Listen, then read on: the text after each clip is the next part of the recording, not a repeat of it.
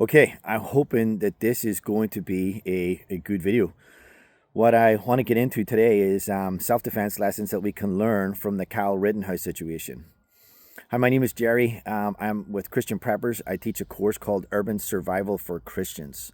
And what I want to try to get into today is some things that we can learn from tense situations that we've seen other situations that's going on. I've had some personal experiences myself. I've been putting out some videos. I have this Broken Man series, lessons, self-defense tips from a broken man.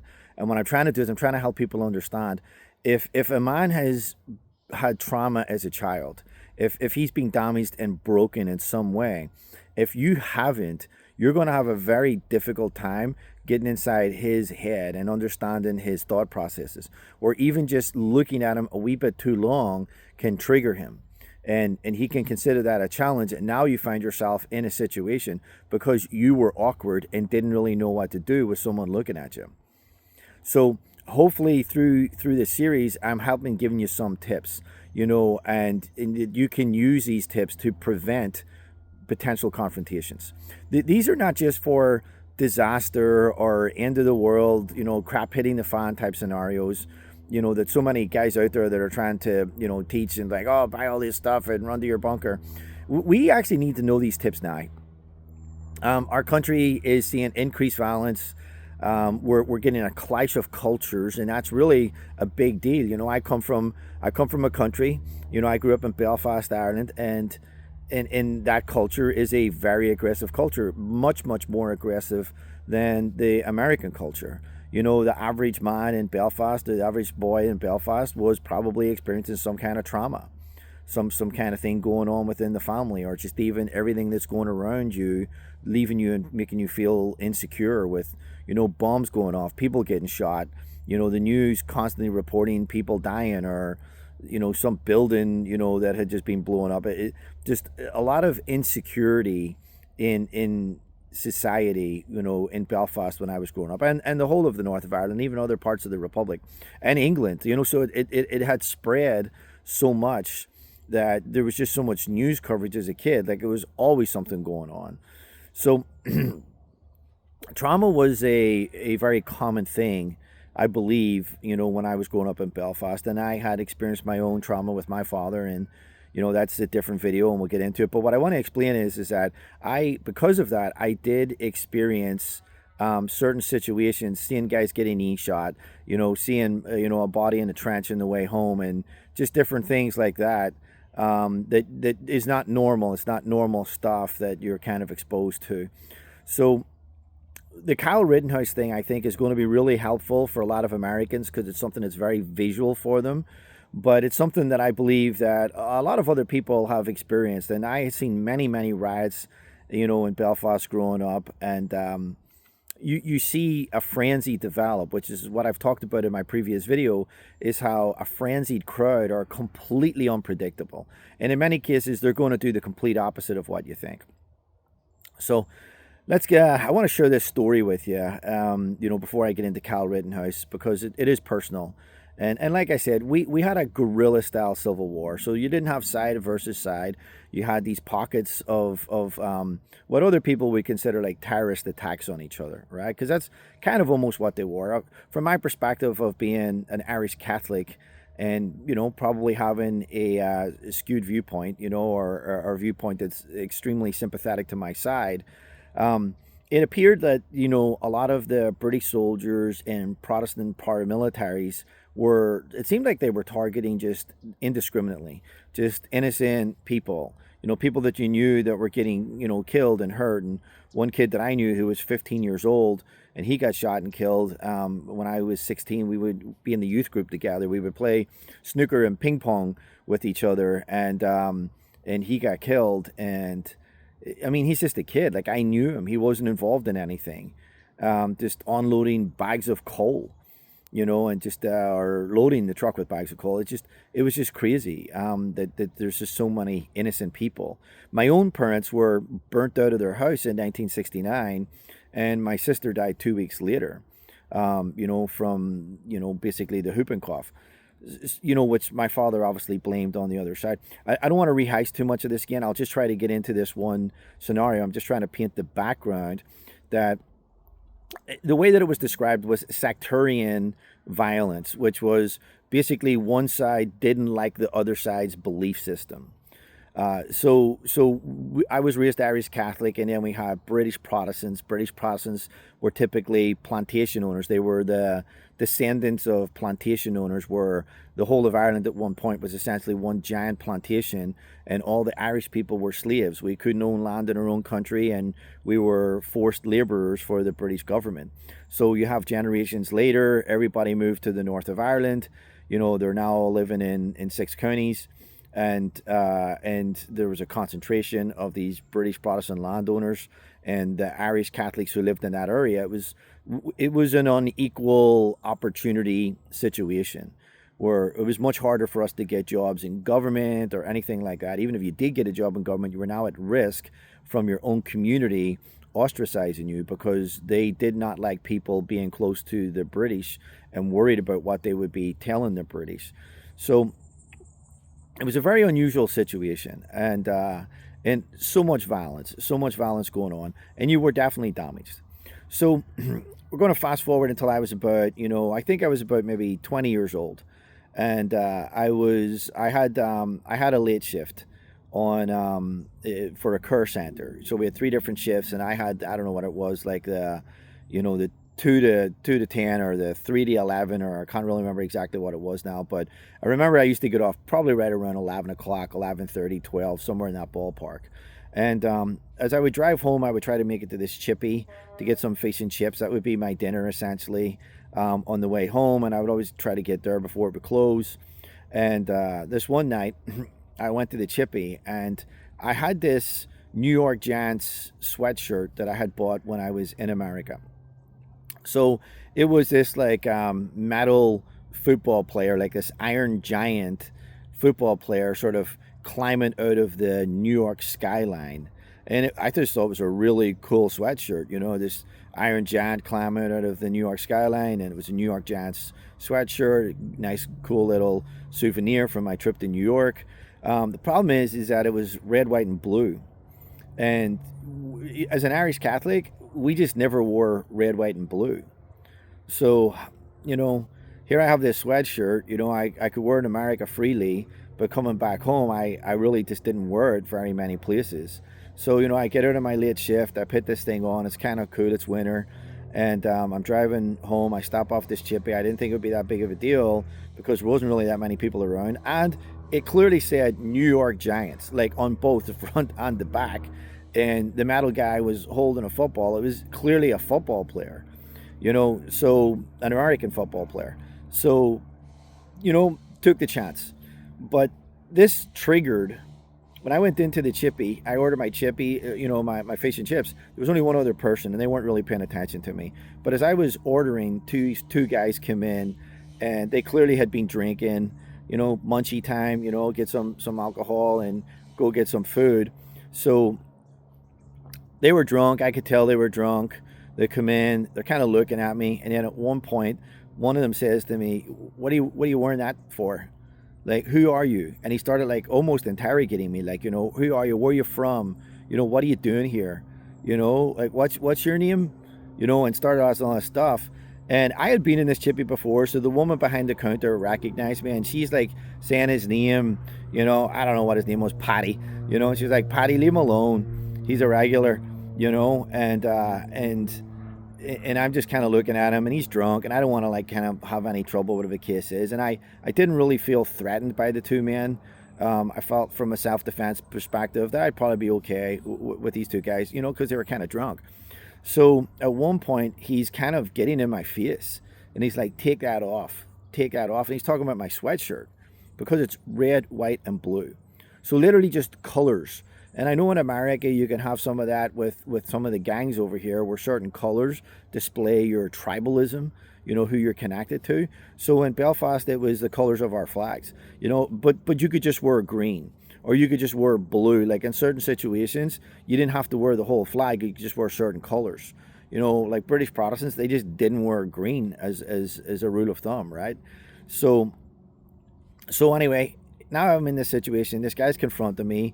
I'm kind of like, pushing him back out of my space a wee bit and saying, dude, just, you know, just mind your own business. You know what I mean? It's like, give him a fish and chips. And of course, I'm a young guy. So, there's a wee bit of ego and stuff going on in there. So I'm kind of like, just, back up. You want to back up, dude. Get out of my face. And I can smell the alcohol, and it's just like, it's just intense in your face. And I'm a guy who doesn't drink or never drank, so your tolerance level for drunk people, like breathing into your face, is kind of low. So kind of creating some space between them. So then he pulls a gun out, and he's pointing the gun at me, and he's like saying, "Take it off."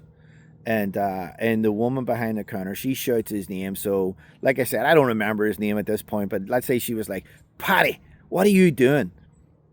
And he looks at her, and when he looked at her, I just grabbed the gun and was able to pull it off him, and then and he received a couple of owies after that, and then the woman behind the counter was like, "Here, give me that, love," and everybody calls each other love in Belfast, so so I give her the gun, and she puts it away, and then I'm kind of like making sure the guy understands, like, what is your problem, man? Like, I'm a Catholic. We don't prey on each other like this. This is not how we live. You know what? Because I've got a New York Giants sweatshirt. Are you kidding me? And then he's kind of like, of course, now the tables have turned a wee bit. His buddy doesn't want any trouble whatsoever, so he's kind of backing up.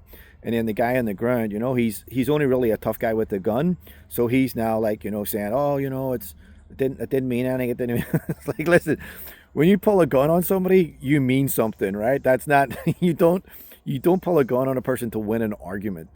That is a life-threatening situation. From my perspective, it's only a life-threatening situation is where you draw your weapon. So this is the situation that I personally experienced, and I experienced other situations where guns were pulled on me as well, and that was triggered over literally the colors of my sweatshirt. Other situations, physical confrontations that I get into were triggered by looking at another person for too long. That triggered them because they received that as a challenge. So I'm trying to really get this point across, that especially if you're a person that's kind of been raised without any kind of trauma, you may be escalating a situation without ever realizing that that's what you're doing, is escalating the situation. I do want to cover this part. When I get people in my course and we're doing self-defense stuff, they'll always tell me, like, especially the women, you have to look at the person to make them understand you are not a victim. Listen, I really want people to understand the type of people that are going to attack you are not healthy men. They're not on their way home from work to their wife and two kids and stopping in to get a couple of groceries and come across you and decide that they want to rob you or whatever the case is. That's not how it works. The people that are going to attack you are usually people who are broken men. They're men who have received some kind of trauma or damage as a child, and now as an adult, like, this is just how they act out. This is just acceptable to them, because they've had so much violence probably done onto them, or the environment that they've lived in has been so violent that it's not a big deal. It's not a big deal just to, like, take your money or take whatever. It's the law of the jungle prevails, in those situations. So it is broken men predominantly that you're going to be, worried about. So what I'm trying to do here is I'm trying to help you understand how their minds work. And even sometimes presenting a weapon in self-defense, if you're not in a life-threatening situation, it may be beneficial for you to keep that thing holstered or keep that thing concealed. So in the Kyle Rittenhouse situation, everyone kind of knows about Kyle Rittenhouse, and well, most people know about Kyle Rittenhouse and what went on. We've seen the pictures all over the TV and everything else. I'm not here to try to relitigate what happened, whether the guy did was right or wrong, whatever the case is. He went to court. He was acquitted. That, to me, that's the end of it from that perspective. So what I do want to talk about, though, is how crowds react. And I've physically seen this in Belfast with British soldiers, even with their rifles, with live rounds, and people running towards them and throwing stones and Molotov cocktails. So they weren't afraid of getting shot. And many Irish people got shot in these type of situations. So, and we heard about it. We knew about it. Like, we knew that people were getting shot at rats, and for me, like, that was a big deal. You know what I mean? Even though I was a damaged, broken man as a kid, I kind of valued life. I thought it was, I thought it was pretty valuable. You know what I mean? It's not something I just wanted to needlessly throw away. So in those situations, what I was watching people charging British security forces, a lot of times hiding behind armored vehicles, which, stones don't do a whole lot against an armored vehicle. But yet the crowds were getting so frenzied, they had no problem letting the Brits know, hey, this is how we feel. You can't take over our community. That's the people in Iran in that situation. That's how they felt, and that's what they were expressing. So in the Cal Rittenhouse situation, that crowd got frenzied. And I want to explain this. There is a big difference, and a crowd can tell it very, very easily. There is a big difference between a good guy with a gun and a bad guy with a gun. People can tell when you're being indiscriminately targeted versus selective targeting. And in the Cal Rittenhouse situation, what I would say is that originally, or in the beginning, from my perspective, what it looked like was selective targeting. It did not have any appearance to me to be indiscriminate targeting. It appeared to be the people that were attacking him, that he was doing a threat assessment and deciding this threat could be life threatening. Like this attack on me could end my life, especially because he has a weapon. And like I said before, you having the weapon can often be the situation of what makes it deadly, because a significant amount of deaths, gunshot deaths, are caused by the person's own weapon. So it's their own weapon is used against them. And when I would go to some of these tactical training courses, there would be guys in there, and they would really express that you have to get training with your weapon. If you do not get training with your weapon, there is a significant possibility that it will be taken from you and used against you. If you don't know how to present that thing quickly, you don't know how to hold it properly, you don't understand distances. There's just so many things within tactics that if you don't understand and have trained these things, and you don't have essentially a muscle memory, where instead of you trying to think your way through the process, where you're actually reacting to the process because of training, then just that alone could be the added time. I remember one of the training courses that they were saying that a person with a knife can close the distance in about 2 seconds, 21 feet, sorry. They can close the distance of 21 feet in about 2 seconds. So you have to be able to draw and be on target within that period of time, to be able to successfully defend yourself. And this is what my understanding is a lot of police training dictates, is they use the distance of 21 feet as a training distance because of the times and how close those times are to closing the distance to you being able to draw and present. So this is a big deal. Like, this is a real thing. And in the Cal Rittenhouse situation, people, we want to hear all the time that the type of weapon that he used, the type of weapon that he used in that situation, we get to hear from so many people that's a weapon of war. That is capable of mass casualties. It's something that's not tolerable. Like, we can't have these things. Like, these are incredibly dangerous. So basically, there's so much, I wanted to say propaganda, but there's so much publicity around that style of weapon that the average person, you would have to think that there's a fear. There's a fear associated with such an aggressive weapon. And that, just by seeing that thing, I mean, whatever your perspective is, whether you're pro-gun, anti-gun, whatever the case is, I'm not saying that. I would say that what you have to agree upon is that there's been enough publicity about that style of weapon that the average person would know, hey, this is something different. Like, we know this is not a sidearm. This is not a something that it just fits on your waist. Like, this is a bigger, more destructive, capable weapon. That's what our publicity in America would dictate. So what would we think then? We would think, okay, hey, you do just present that thing and the crowd will scatter. Except they didn't. So after his first incident, where a person unfortunately had expired, the crowd actually followed him. So he's got this, this thing that has this big persona of being this, terrible, terrible weapon, and yet the crowd followed him. Running kick jumps at him, swinging skateboards at him, things that are like, a guy in Belfast throwing a rock at an armored vehicle. I mean, you could do a lot more damage. You definitely, you crack someone with a skateboard, like that could be it. You could be done. But what I'm trying to compare is the style of what people were using as offensive weapons, and in comparison to what we're being told about what Kyle Rittenhouse had, like it's no comparison. Like it's like it's like shooting peas through a straw, compared to what all the hype is over that style of weapon. So I don't know if I'm landing this. I hope I am. What I'm trying to get across is here, you would think that people would scatter. When someone, raises that weapon, that people would just scatter, and that's it. They would just stay in a hidden position. And if it was a bad guy with a gun, that's exactly what we see. We see people scatter and hide because they can tell it's indiscriminate. And in that situation with Kyle Rittenhouse, what I believe the reason why the crowd followed him is because they knew it wasn't indiscriminate. Now, I'm getting into something here that's pretty highly politically charged, and I'm sure there's going to be a lot of people out there that are very personal preferences.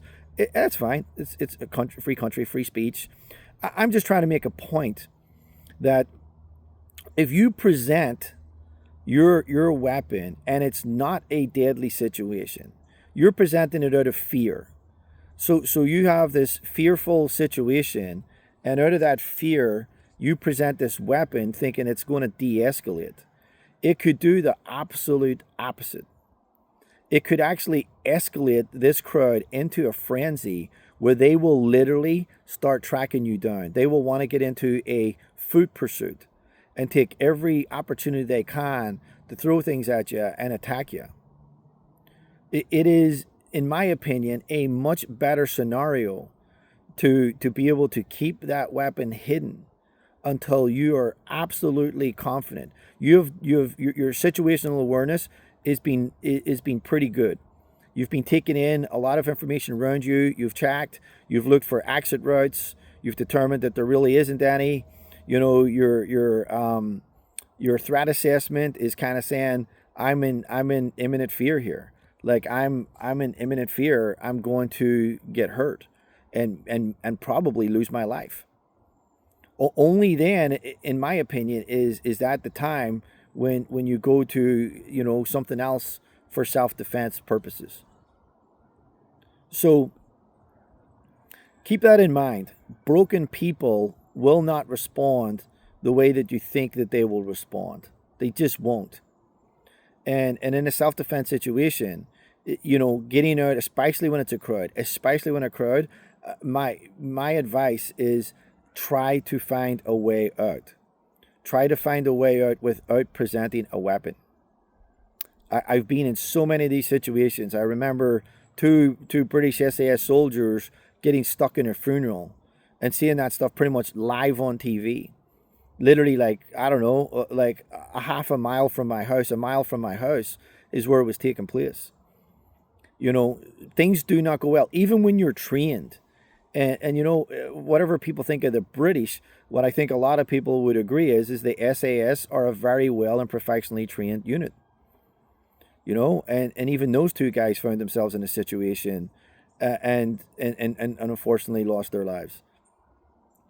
So don't think that you're better than like a Navy SEAL or a Special Forces operative. You're not. And I believe even in situations where they do an assessment and they realize we can't engage.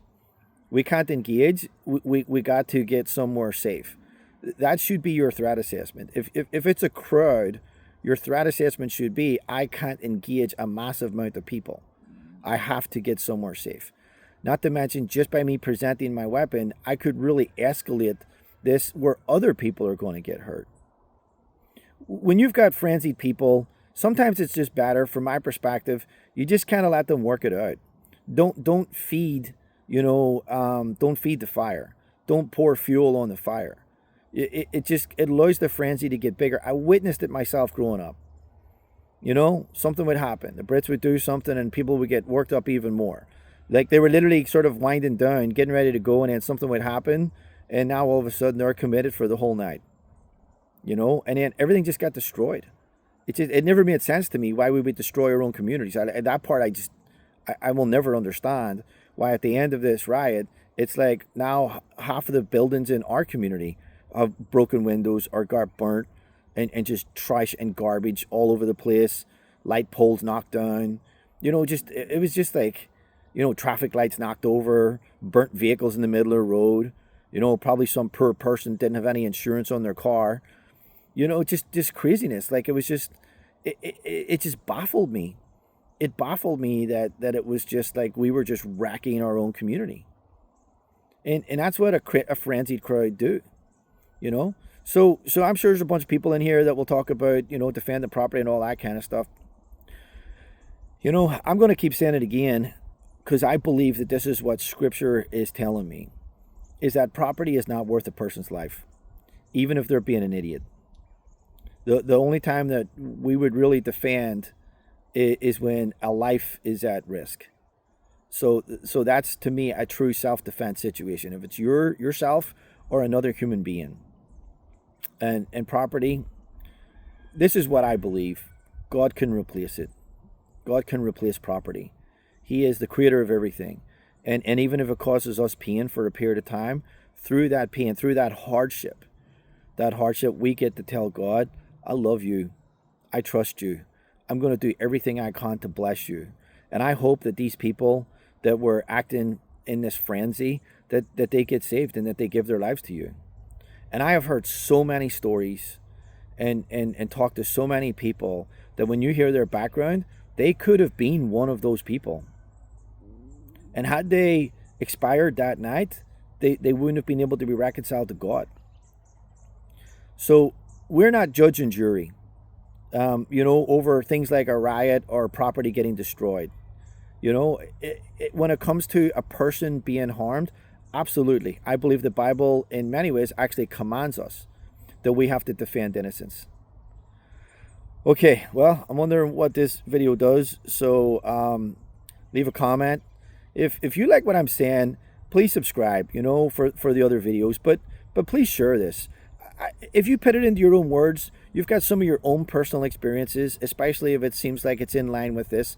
I mean, I don't even mind if it's something where you think it's against this. I understand there's certain situations. And I said in a previous video, a lot of crimes are prevented by a weapon. Lots of crimes are prevented, way more than we'll probably ever know, because the statistics gathering on it is not that great. But weapons do prevent crimes. I'm just simply saying is from the training that I received and from what I read in the Bible, it's only in a life-threatening situation. I have to believe that I'm personally at harm before I'm going to go to that.